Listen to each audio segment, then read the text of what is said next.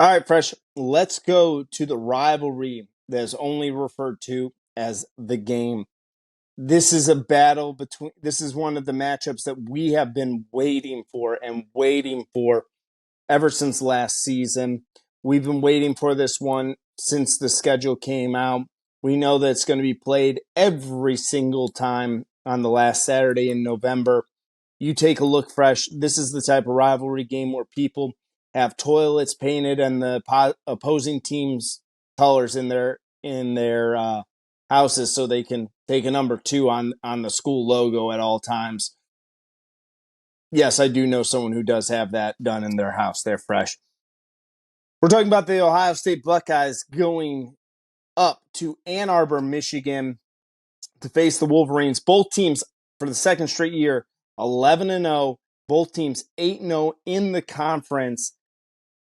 The Wolverines have had a lot of noise about them last couple weeks here with everything that's going on there. They're still a 3.5-point favorite at the time of record. Over under is in the 40s. It's at 46.5 in this game here, Fresh. This is a great one. This is everything. This is a rivalry I grew up with. This is one of the most important rivalries in all sports. I'd argue it's the greatest rivalry in all sports. But I'll turn it over to you first and let you give your thoughts on the game before I go into my thing. Well, first off, Fox, I'm looking at you guys. Big game, I get it. But using Dwight D. Eisenhower reciting his letter that he sent to the Allied servicemen before they invaded Normandy in 1944, a little bit of a stretch. That was much more important than this football game. Right. But the eyes of the world technically are upon this game from a college football perspective. So you guys might have gone a little too far from the impact, but we move on. Um,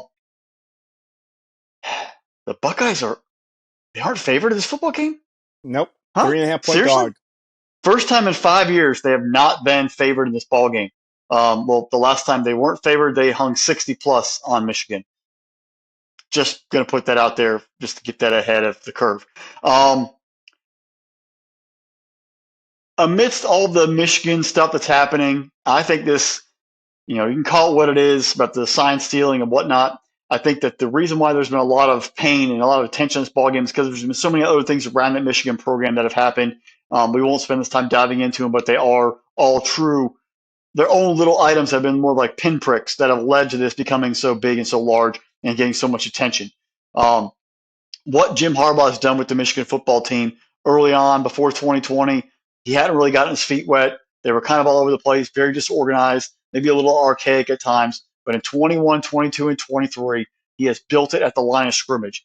Offensive, defensive line, dominating people there and moving out from and letting the things happen from there. Letting linebackers roam freely on defense, letting the defensive backs play off and play in solid coverage, using the running game to set up the offense with an amazing offensive line, 2 tight ends, and running the running backs downhill. Blake Corum, absolutely amazing. I love the kid to death.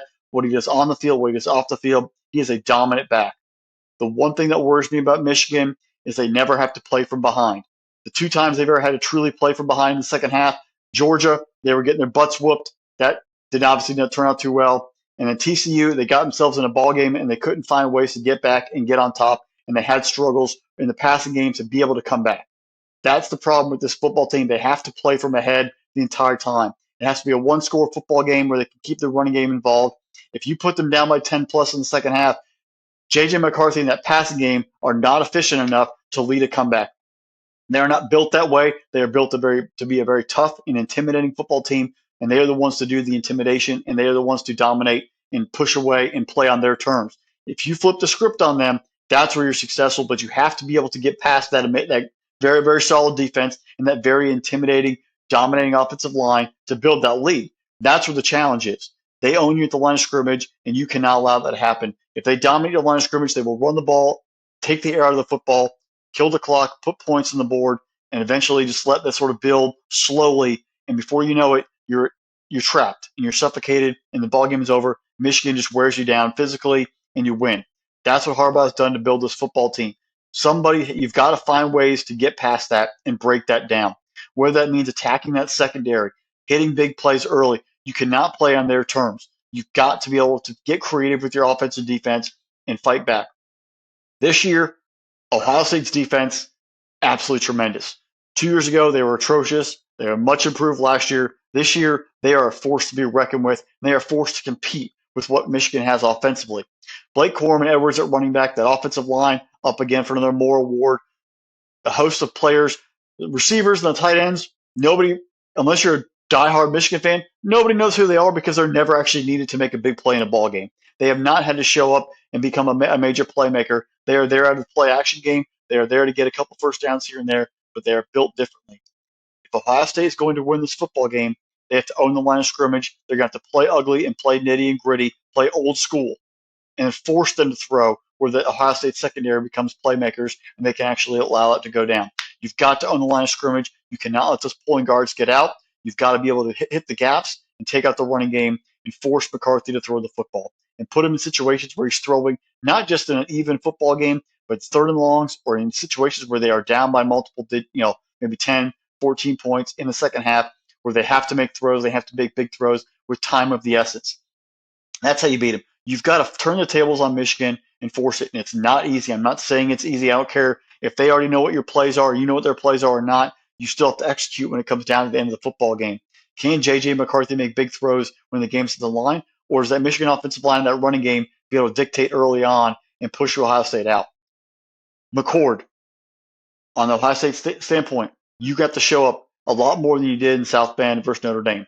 You're very fortunate late in the football game. Big time throw on third down. You almost had an interception there that could have killed the ball game, but you survived through it. You worked through it. You won. You're gonna have a bigger, tougher test in this ball game. It's gonna be louder.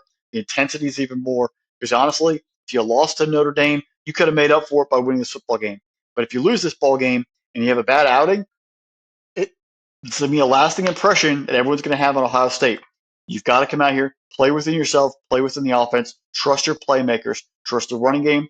You obviously have, if Mbuke is healthy enough, we'll see if he actually plays. But you have, obviously, Maserati Marv, as we're going to hear a lot on Saturday afternoon.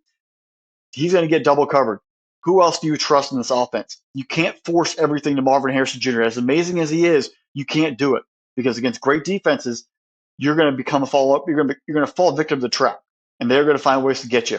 You've got to become more dynamic in your passing game and more dynamic in your decision making. Who else do you trust in this offense to make decisions? Whether it's your tight end, who you obviously have a good relationship with and you've made a bunch of throws to in key situations, or the other receivers on this team, you've got to become comfortable with all of them. Because if they take away Harrison Jr., who else are you going to find in key situations down the stretch? This is going to be a tight ball game, and just one turnover could be the determining factor late in this ball game or even in the game at all, and switching momentum, taking it away from you, allowing Michigan to get on a run. McCord, you've got to be focused. This is a huge start in the big house, a lot of momentum, a lot on the line, playoff spot in the Big Ten title potential implications. There's a lot there. You're not CJ Stroud. I'm not saying you have to be CJ Stroud. You're not Justin Fields. I'm not saying you have to be Justin Fields. You have to be McCord. You've got to be yourself and manage the ball game. Do what McCarthy does. McCarthy does a great job of managing it, understanding the defense, putting the offense in the right spots, making the right throws on third down. You've got to do that. You don't have to throw for 1,000 yards in this ball game. You've got to find ways to get conversions on third down. Be smart with the football. Do not let the game become too big. Trust your offensive line, trust your running backs, and get that done. Ryan Day, coach to win this football game. The way you coached versus Georgia, coach to win this football game the same way. If 3 losses to Michigan in 3 straight years, that's gonna be a big stain. I'm not gonna lie. Like I don't care if you make the playoff, people are still gonna say, but you lost to Michigan 3 straight years. You beat them, or you beat the trash on for a while. You talk trash when the 2020 game was canceled. Maybe you said maybe they did it for ulterior motives using COVID as an out. Who knows? But there were comments made after that ball game, and since then you have not beaten them. You've got to do it this year. Both these teams, great situations. Both top 4 have had very dominant metrics-wise seasons all here. We just talked about one-loss teams with Alabama. If the loser of this football game, if you get blown out or don't look very good, the committee starts comparing resumes and what they've seen lately. I'm not sure it's a shoo-in that both teams get in regardless. You've got to come out and take care of business. On their side, Michigan coaching staff, obviously you're missing Harbaugh. He's been involved in practice. Do not coach like John Harbaugh. Coach like yourself. Because sometimes maybe you disagree at one point maybe with the Harbaugh's decision during a ball game. You can't think about what would Harbaugh do because then you spend too much time thinking and not reacting. You only have a split second. Coach to yourself. Trust your players, trust your organization. Go do out what you have to do. Your coach is on staff for a reason. Don't overthink it. In the end, I think Ohio State finally has the defense that can supplant and balance out their offense in this football game. I think they have a lot of passion, of energy, and I just don't trust if this game got into a shootout that J.J. McCarthy could handle it. I think the defense for Ohio State is the difference. It is going to be an ugly, old school, nasty, grinded out ball game. The Buckeyes win 23-20. It will be ugly. It will not be flashy. It will not be sexy, but it'll be old school Big Ten football late in the fall, and that'll be worth watching all on its own. Fresh, this game is kicked off in high noon in Ann Arbor. And I go back to my time growing up in northern Ohio, just outside of Cleveland, a little town called Vermillion. And it's going to be cold. It's going to be gray. The wind's going to be whipping. And, you think about all of the things that go through this. In the 90s, it was all about the Wolverines dominating the Buckeyes throughout, the John Cooper era. Then Jim Tressel shows up and makes a key point that it's going to be a little bit different. And he has a very good record against them. And then you take a look at what Irving did when he came in and how he never lost to the Wolverines. And now Ryan Day. And I think that the biggest thing that's the most amount of nonsense that I ever hear is when someone says, like, oh, if he loses this game that they're going to fire him. I go, that's one of the dumbest things I think that I could hear about this, because he's routinely delivered you into the playoff. He's routinely given you top 5 recruiting classes. He has you as one of the best programs in the country. I don't want to hear an argument for any other coach other than Ryan Day in this one. For Ohio State to win this football game, it's going to have to come down to TreVeyon Henderson. I think that that's going to be the key factor. Can he run the football against this Wolverine defense? That's going to be a huge, huge part of it, because if the Wolverines are going to have to double cover Marvin Harrison, and then they also got to worry about Cade Stover and Emeka Egbuka on the other side there, that should open up running lanes for TreVeyon Henderson. TreVeyon Henderson's also a really good wide receiver out of the backfield, and that should also provide him an opportunity to get in space. These are the 2 best defenses in the Big Ten. This is something that you get to go against. A couple weeks ago, when the Big Ten decided to suspend Harbaugh and kind of put him out for 3 weeks, one of the things I said prior to the Penn State game is that I felt that decision really, truly galvanized the Wolverines. I think it galvanized the team. I think that they came out and played with a lot of energy. And especially with them kind of the us against the world mentality, and said, well, we're going to fight this. We're going to fight this. And then all of a sudden, last week, they come out and say, well, we're going to accept the suspension. And that does come into play in my mind for a little bit, because I think that if they were still fighting that, they would have this whole us against the world mentality. And that's very, very dangerous to go against. And very dangerous against a team that wants to just punch you in the mouth time and time again. You look at what Blake Corum's been able to do. I know he doesn't have the yardage they had in years previous, but, the kid's got 20 rushing touchdowns on the year. Donovan Edwards has been a nice spellback for them. Roman Wilson has been dealing with injuries all year. He went out during that Maryland game this past week. We'll see if he's going to play. I was looking really quick to see if they have any update from him. Right now, they say that everyone who's injured is expected to play. But the Wolverines lost some of their offensive linemen in that Maryland game. And that's going to play into having a huge impact if they're not able to run the football. They have to run the football against Ohio State. Blake Corum has to do Blake Corum type of things. Donovan Edwards has got to do something on his end to break something big. You're right, Fresh. they want to say with JJ McCarthy and his Heisman campaign, but then they've taken the air out of the football in the second half the last two games with him. It, that's not how they're going to do. As much as I really want to just kind of go, yeah, there's a part of me that goes, yeah, but the Wolverines have looked really good all year long, and they're going to be one of the toughest teams that the Buckeyes are going to play all year long. I mean, even getting into the playoff, there may be three teams in the entire country that's going to present this type of challenge to Ohio State. And you go into the fact that you're going into Ann Arbor. This is your rival. There's a lot of anger towards each other right now.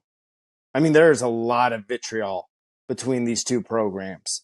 This is the most hated I've seen it for a while here, Fresh.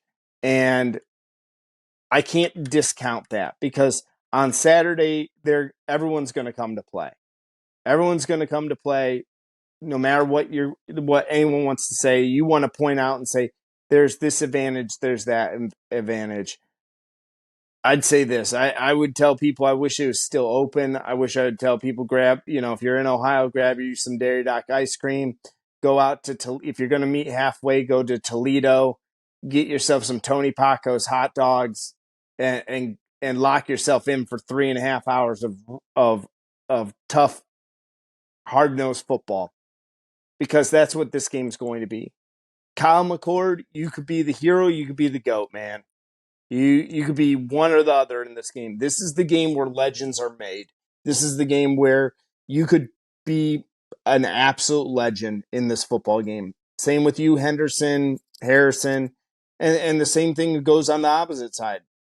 Corum and Edwards and McCarthy. You think about Edwards or you think about McCarthy. I'm sorry. If the Wolverines win this football game, guess what? He's 3-0 against Ohio State. Goes off to NFL. It's very rare for a Wolverine quarterback to be able to say they're 3-0 against the Buckeyes. And that's huge for them. That's huge for recruiting. That's huge for everything else. And we kind of agree that this is kind of the Big Ten title game. We think both these teams are going to go over and stomp the mud out of Iowa next week. So this is to get into the playoff. And this is also, I can't foresee the Big Ten, whoever is the Big Ten champion, being rated anywhere lower than the number 2 seed in the college football playoff ranking, depending on what happens in front of them. But yeah, this is going to be the game that comes down to it. If Ohio State isn't victorious in this game, don't overreact, folks. Again, it's going to suck, and I'm going to not like it myself. But the idea of comparing Ryan Day to a one John Cooper is nonsense in itself, and the fact that you have a really great football coach, you have a great head football coach, and a great guy that I would keep around in Columbus. He'll figure it out sooner or later. I think he's going to do this. I can't pick against my Buckeyes in this game. I'm not extremely confident in this pick, but give me Ohio State in the football game. I'm going to say it's going to be an instant classic. Give me 31-27, classic football game. Ohio State figures out a way. They'll sing Carmen, Ohio in victory formation while the entire big house flips the team the bird as they're walking into the locker room. Well, obviously, your brother-in-law and a good friend of mine is our legal eagle, our good friend, is a big Michigan fan. I think I mentioned it to us a couple of weeks ago, which they should have just settled with Michigan and said, you know what, we'll drop all these charges if you guys just take Toledo back. We fought for it back in the day. Like, Toledo should be like, you know what, if you guys are willing to take Toledo, just take it back, take it off our hands, make it Michigan again. We'll call this even, and I'll dust off and go away and play football. I think that would have been a great resolution. The only question, though, is where would they have turned that rocket? Because right now it's aimed at Bowling Green, where they've aimed that back somewhere else. Who knows? But I think that would have been a very civil way of getting back to it. You know what? Take care of old problems, resolve it, give Toledo back to Michigan, and we all move on. to our it's a football season and we have fun with that. But that would have been a great little comedic resolution at the very end. Yeah, and it is the 15th year anniversary where I went with friend of the show, Ryan Agnew up there in Ohio. We visited Ann Arbor, Michigan, and I snuck into a couple of classes while he did research in their library, just because he wanted someone to drive up with him. But yes, I did it. I did sneak into the back of two lecture halls for the Wolverines and sat in the back of them and got to see what type. Great institution educationally wise, but I do hope they lose on Saturday. So I think it'll be another classic. We've had two great ones the past two times. In the past two times, Ohio State's had the lead going into the fourth quarter and they couldn't finish it. Can they finish the fourth quarter this time? Are they stronger? Are they deeper? And that defense, can they get a turnover? I'm really looking forward to it.